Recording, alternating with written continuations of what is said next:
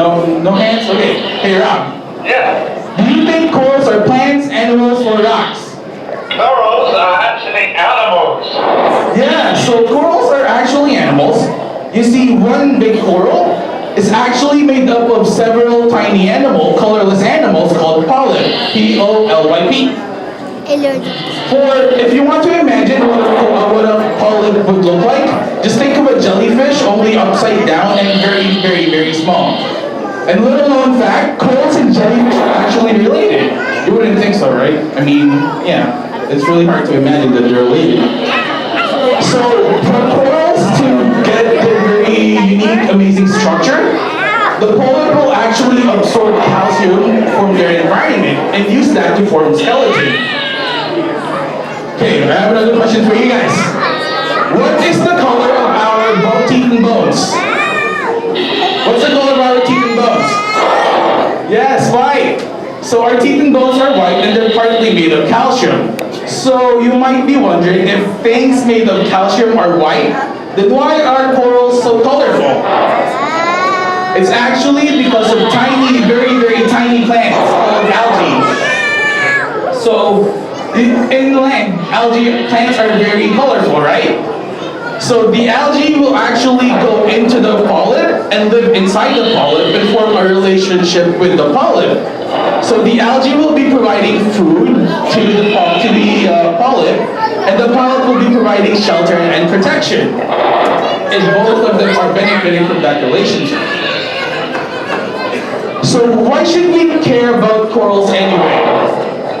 Do you guys have an idea why corals are important? Hey Rob? Hey. Why do you think corals are important? Can you give me a reason? Corals create a lot of habitat for all of these fish here. They also provide a lot of oxygen to the air. Yeah, so corals, about approximately 30% of all the fish species actually rely on corals. So all of the fish here that you can see, Dory, Nemo, all those famous fish, they actually need corals to live. So without corals, we will not be seeing those fish at all. Another reason why corals are important is that the pharmaceutical industry actually believes that the corals are the next big frontier for medicine. So some of our recent pain meds, cancer meds, and HIV medications are extracted from corals, and they're expecting to get more out of the corals in the future. And lastly, the corals actually provide a big chunk of tourism, of money, to coastal cities. From ecotourism, from fishing, and all of that sorts. So they're very important. But right now, corals are actually facing coral bleaching all over the world.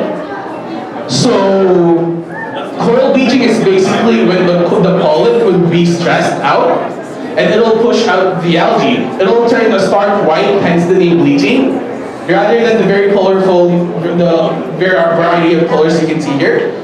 They will turn stark white. Why do you think corals are facing coral bleaching? Would anyone like to give a guess? Hey Rob? Hey. Can you give me a reason why we have coral bleaching? That big phenomenon called global warming. Yeah. So it's largely because of us humans and our side effects in the environment, such as climate change and ocean acidification. Climate change is the rapid increase in temperature that we are seeing now. It also applies to the ocean. Water temperatures are increasing in the ocean.